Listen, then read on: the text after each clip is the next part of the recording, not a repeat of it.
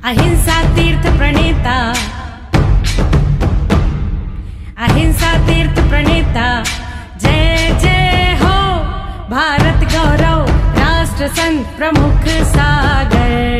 स्वर्णिम स्वर्ण जयंती का अवसर ये महान है, मिलकर हम मनाएंगे गुरुवर देश की शान है प्रमुख सागर।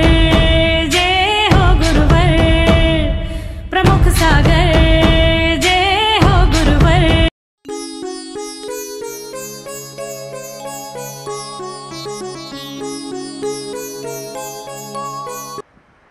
आचार्यों ने कहा है तो हमेशा साधु के परम पाद पे चालन नहीं कर सकते, लेकिन आहार में जितने लोग हैं, देखना कभी कभी कितनी गलतियां होती हैं। हमने साधु का पाद प्रचालन किया और वो जल को लेकर नाली में डाल दिया, जितना पुण्य कमाया उससे ज्यादा पाप कमा लिया। उसको भी पेड़ों में ही डालो, उसको भी ऐसी जगह डालो जहां पैर नहीं पड़े। ख्याल करना, ये भाव हमारे, वो भी तुम्हारे पंच परमेष्ठी का गंधोदक है। जटायु पक्षी सोने का हो गया, गंधोदक से कंचन में काया हो गई, बहुत सुंदर हो गए। होने के बाद भी उन्होंने धर्म नहीं छोड़ा, आगे बढ़ते गए, जिनेंद्र की पूजा चलती रही। एक दिन माँ कमला को पता चला कि ये उनका पुत्र है। जब माता कमला को मालूम पड़ा तो माँ कमला उनसे मिलने के लिए गई। श्रीपाल की माँ का नाम कमला था, पिता का नाम कहीं सिंहसेन आता है, कहीं अरिदमन भी आता है। जब माँ को मालूम पड़ा, माँ गई तो श्रीपाल उनके चरणों में गई। श्रीपाल ने जब देखा मेरी माँ बरसों पहले चली गई थी, माँ मेरी बरसों पहले बिछुड़ गई थी, आज मिली है। श्रीपाल ने बहुत भक्ति की और घर में लेकर आए। मैना सुंदरी से बोला, ये तुम्हारी सासू है। मैना सुंदरी ने भी बहुत भक्ति की और माँ से पूछा, माँ आपका और श्रीपाल का संबंध क्या है? माता पिता का तो है, लेकिन अलग क्यों हो गए? क्या इनका जीवन है? तो वो माँ कमला बोलती है, बेटा श्रीपाल जब 2 साल का था, इनके पिता का स्वर्गवास हो गया। जब श्रीपाल 2 साल का था तब इनके पिता का स्वर्गवास हो गया, और स्वर्गवास होने के बाद हम घर में राजपाट चलने लगा। वहाँ पर मंत्री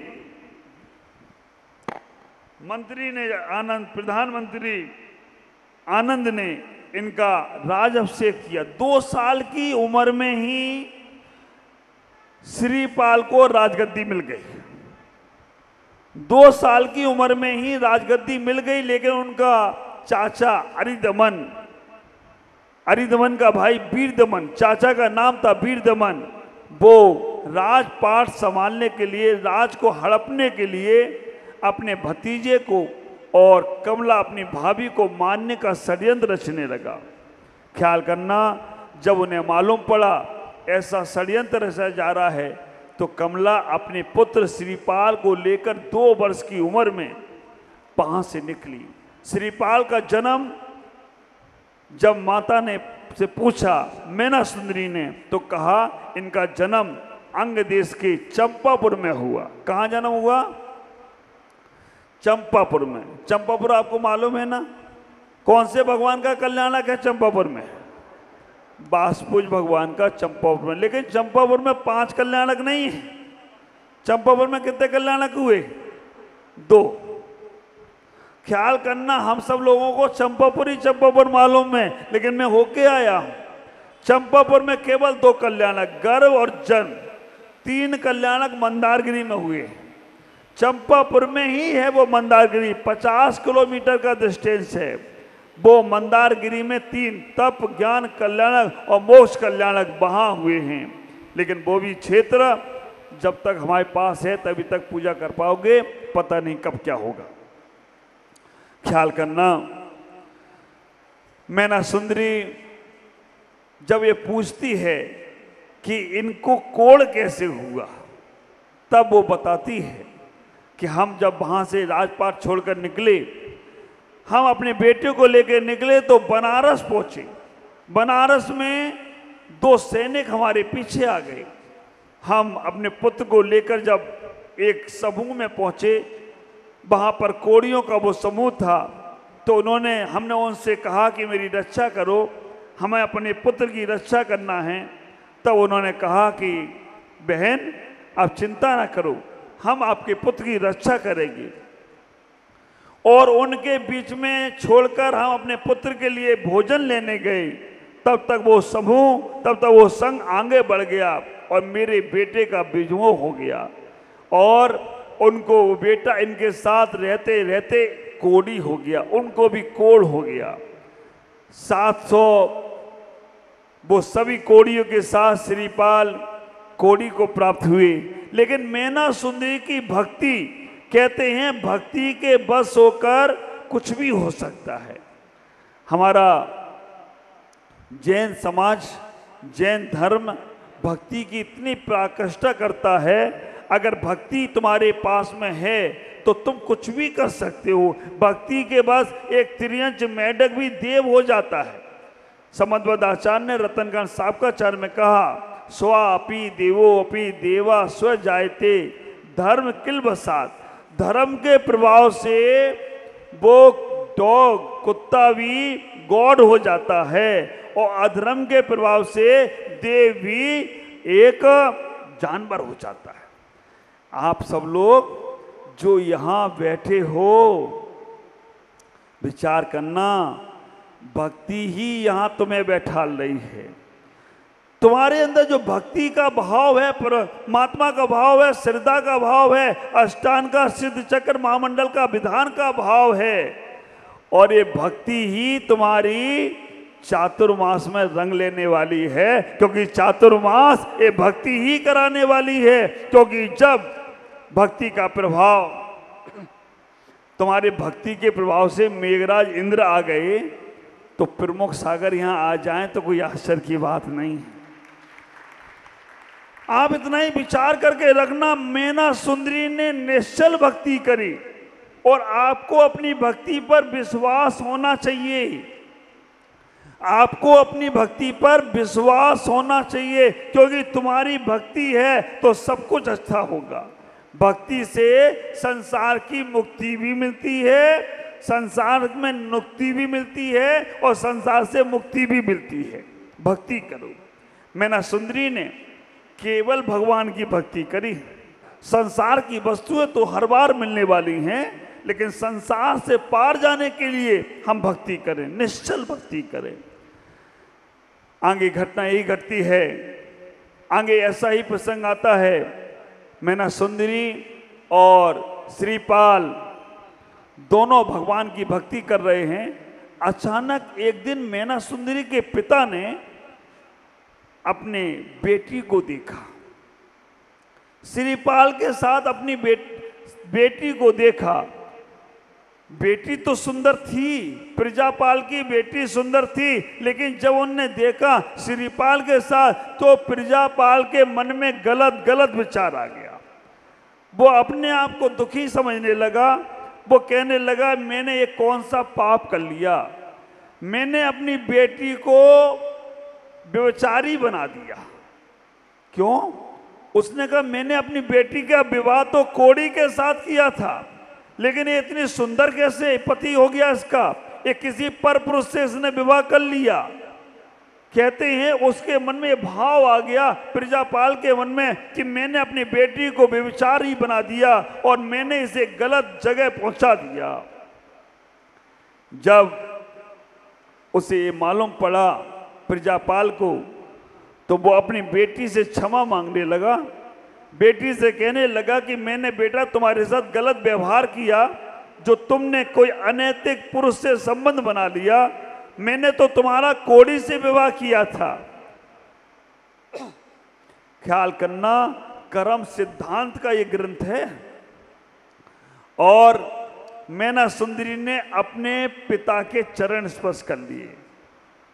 मैना सुंदरी ने अपने पिता के चरण स्पर्श करती हुई कहा, पिताश्री, आपका बहुत धन्यवाद है पिताश्री, आपका बहुत धन्यवाद है। आपके कारण से ही मुझे जैन धर्म पर और अटूट श्रद्धा हो गई, मुझे जैन धर्म पर और प्रगाढ़ श्रद्धा हो गई।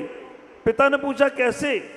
मैना सुंदरी ने कहा पिताश्री, ये और कोई नहीं, जिनके साथ आपने मेरा विवाह किया था वो श्रीपाल कोड़ी ही ये हैं।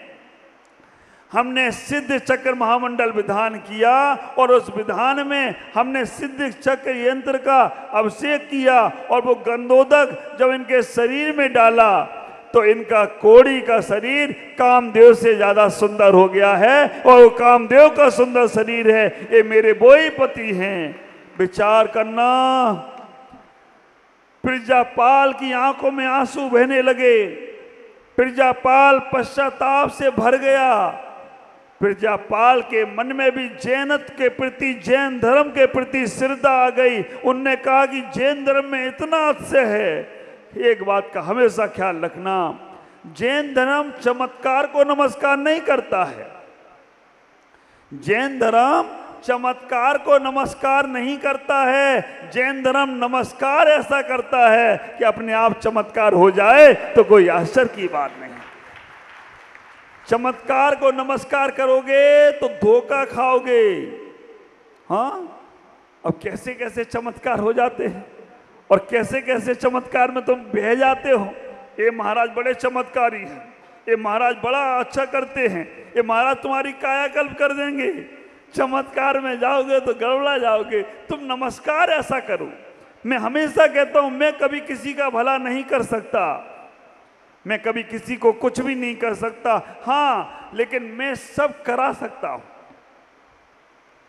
मतलब महाराज आप तो दोनों बातें बोल रहे हो। मैं किसी का कुछ नहीं कर सकता, मैं तुम्हारी श्रद्धाओं के माध्यम से जो तुम चाहो वो हो सकता है। मैं कुछ नहीं करूंगा, तुम्हारी श्रद्धा अगर होगी तो आप ख्याल करो। हैदराबाद का जब वो चातुर्मास हुआ, कासलीवाल परिवार का बच्चा नाड़ गिरा दी थी उसने। हाँ, और कुछ भी नहीं, आएंगे वो भी परिवार के लोग। कैसी गर्दन गिर गई, और गर्दन गिरने के बाद मेरे पास डॉक्टर ने मना कर दिया, वे सीधी नहीं हो सकती। मेरे पास आए, मैंने कहा कोई बात नहीं, विधान चल रहा है, इसमें हर विधान के अर्घ में इसका हाथ लगवाओ। बस केवल हाथ ही लगवाते गए। वो बच्चा छोटा नहीं चला सकता था, हाथ लगवाते गए और विधान पूरा हुआ और उसकी गर्दन सीधी हो गई हो तो कोई आश्चर्य की बात नहीं है। मैंने कुछ भी नहीं किया। ख्याल करो, गुरुदेव आचार्य भगवान पुष्पदंत सागर जी महाराज जसपुर में श्रुत पंचमी का पर्व मना रहे हैं और एक वहां पर ऑफिसर आ गया, कलेक्टर, क्या बोलते हैं, कलेक्टर आ गया, बुद्ध संप्रदाय को मानने वाला, और आकर वो कहता है मेरे को पैरालिसिस हो गया, मेरे को ठीक करो, मेरे को ठीक करो। आचार्य सिंह ने इतना ही कहा कि भाई अभी श्रुत पंचमी का जिनवाणी माँ का पालना झूला जा रहा है, पालना झुलाया जा रहा है, तुम ये हाथ से पालना झुला लो, बस सब ठीक होगा। और आपको आश्चर्य होगा, आचार्य जी का 40 पढ़ोगे ना तब उसमें आपको आता है कि जैसे ही उस बौद्ध कलेक्टर ने जैसे ही पालना को झुलाने के लिए रस्सी पकड़ी और पालना झुलाया, उसका पैरालिसिस ठीक हो गया हो तो कोई आश्चर्य की बात नहीं है। ख्याल करना, मुख से आवाज आना बंद हो गई, आवाज थोड़ी थोड़ी आती है। पैरालिसिस वाला मुंह लड़खड़ा के बोलता है, पैरालिसिस वाला मुंह लड़खड़ा के बोलता है। तो अब बोला, अब जब उसको जो पैर ठीक हो गया, हाथ ठीक हो गया, उसके साथ जो 2-4 लोग आए थे उसको उसने मुक्का मार मार के कहा मैं ठीक हो गया, मैं ठीक हो गया। और ना तुम तो ठीक हो गए, मेरे को ठीक क्यों कर रहे हो, मेरे को क्यों मारे जा रहे हो, मैं देख रहा हूं मैं ठीक हो गया कि नहीं हो गया। फिर आचार्य के पास बोला महाराज मेरी आवाज भी ठीक करो, मेरी आवाज भी ठीक करो, मैं लड़खड़ा रहा हूं।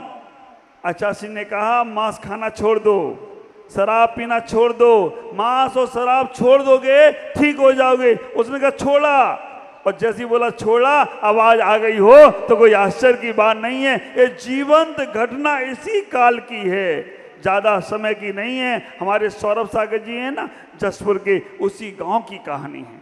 मैं आपसे कहूंगा चमत्कार को नहीं, नमस्कार ऐसा करो, चमत्कार अपने आप होते चले जाएं। मैना सुंदरी ने नमस्कार किया, चमत्कार होते चले गए।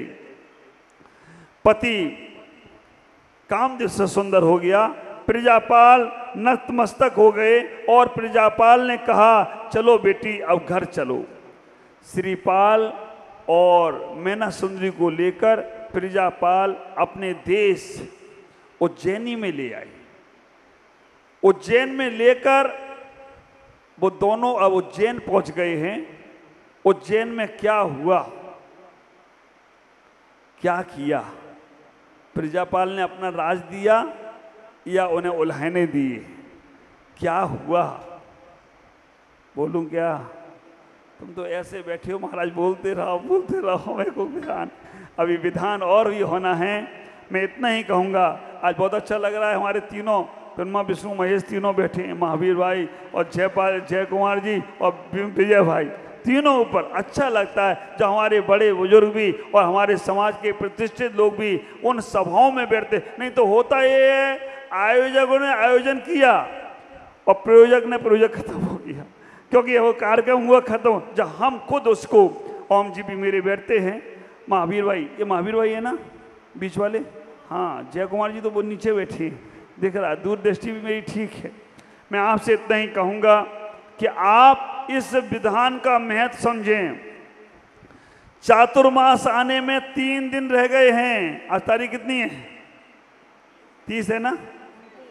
29, 30, 1, 29, 30, 1, 2 तारीख को चातुर्मास की स्थापना। ख्याल करके रखना चातुर्मास क्या होता है, कैसे होता है, कितना बड़ा चातुर्मास का आयोजन होता है और कैसे हुआ करता है, ये आगे वाले समय में 2 दिनों में चर्चा करूंगा। आज इतना ही कहूंगा, मन बना के रखो, भावना बना लो कि ये हमारा श्री चक्र यंत्र सिद्ध चक्र विधान हमारे जीवन में सिद्धों की आराधना कैसे करना है वो बताए, और चातुर्मास में कलश में सामग्री की स्थापना जो होगी आपको मालूम पड़ेगी। आज इतना ही। ओम नमः जय गुरुदेव।